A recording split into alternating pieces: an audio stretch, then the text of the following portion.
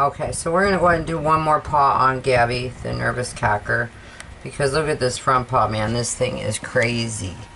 It's got all that fur in it. And that gets matted up over time. So this is, of course, after her bath. And I never dried her, but that's okay. Because I want to keep moving along here. Here's my tent, my Andy's tent again. I don't want to block that camera at all. I want you to see what I'm doing. I'm holding her paw steady. Coming down into a scoop to get that out of there. Hold your clippers at the head of your clippers. You'll have more control over them. Hold her paw with a firm grip so she doesn't want to, when she pulls away, you don't lose your position. I know I'm not going to get this as good as I can with the clippers, but I can get a lot of that out of the way and dig that out. If you have to use the scissors on that, and I've had to before on heavy matting, there's a way to get your scissors in and angle it back and forth. If I had to, I could get my scissors in like that and angle it back and forth and dig everything out. Look at that. I mean, you can just keep on digging on a cocker's paws. That's why okay, so just be sure you set time aside for that.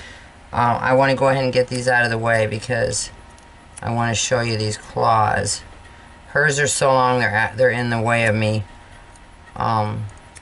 even cleaning her fur out properly, but I want to get it out of the way so you can see what I'm doing. Okay, first claw. I want you to get the right view on this, Luke. There's my claw. Remember, generally I told you there's always a like a buckle underneath here, you know, a lip. And she actually does have one. You can't see it, but on all those other back paws, she may have had this and I didn't see it. I can feel the groove right there. Now look at how much nail that gives me to take off. A lot, because there's the groove on the back of that nail. Let me see if I find one here. Okay, so this one's missing the groove. So here we go. This is what I was telling you. This is the first time I've come across this videoing anyway. I'm going to go ahead and pull my clippers. I'm going to take a shot in the dark. I don't have that back bend on there. I got this one, but on this one I don't have a back bend, but I know where it went on her other nails. So I'm going to just go ahead and clip it there. And I know I've got more room, because if you got a good look there, there's no hole yet. I'm going to go a little further. And I'm going to go a little further. Okay, I'm starting to get into something. A little further yet. Okay, that's, I think, about as far as I feel comfortable going right now. So let's get our Dremel out. Hang on. I'm going to scream at this phone. I ain't shitting. I had it with the phone. Doing that to me. Let me have her paw again. Okay, here goes the Dremel. Again, your Dremel creates a lot of heat. So there's no one particular way to use it. Use it whatever works best on each dog. That's what you do. Whatever works best in your situation. Now I can roll it across this way because of her positioning for me.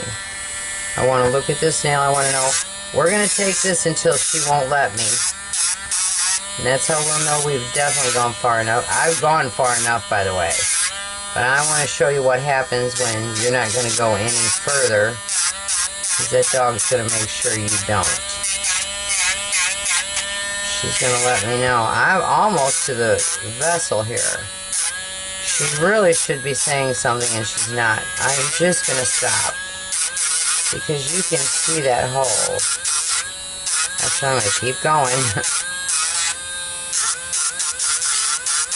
Don't need to go any further than that. That's just it. That's just it. You see that hole clearly. If I keep going, I'm going to hit the blood vessel and it's going to bleed. And if it ever does, let's just pretend like I did. Let's pretend like I just hit the vessel. Oops. I didn't though. But you just want to take some styptic powder. The styptic powder has a numbing agent in it, and then it also clots the blood, so it has a clotting and a numbing agent. And you just pack it on like that. Go on about your business. If that gets on any kind of material, it will stain it, so be careful of that. In other words, if you're clipping claws in someone's home, make sure you put a towel under it or something. Okay, so this one's got that dip on the nail, that bend that I was talking to you about right down there. I'm going there. And I'm going to go ahead and take it. Okay, obviously I can go further. I'm just looking at the white, but I don't see a hole yet. And I want to see a hole before I stop. I'm just going to keep on clipping back. Keep your finger behind here so you can keep control over your clipper, your nail clippers. These are Resco nail clippers, by the way. I use them because they work really well. I don't know where it says Roscoe on them or Resco, but they are, and they work really well.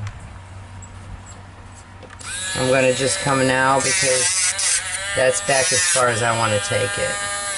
I'm just going to come around and just smooth the nail. That's all I want to do now. I could keep going. I'm kind of wanting not to use any more of my time though. Hang on. Hopefully we got a good shot on that. And you can see that hole starting down in there. Again. Barely. I could go back further. In fact, the hole is white right there. Let me just go back a little further and show you better. Okay. Now you can see it real good. That hole. And she was pulling away, wasn't she? I don't know, but you've gone far enough. Now we've gone far enough.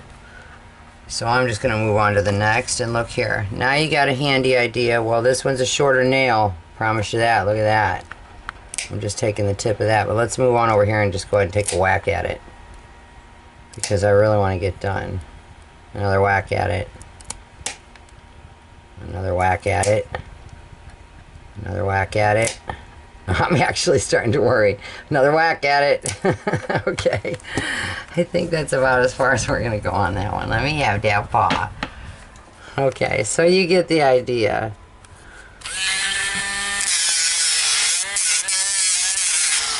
Okay, we're not done with claws this month, but I do think we've gotten enough on Gabby to give you an idea about a cocker's paws.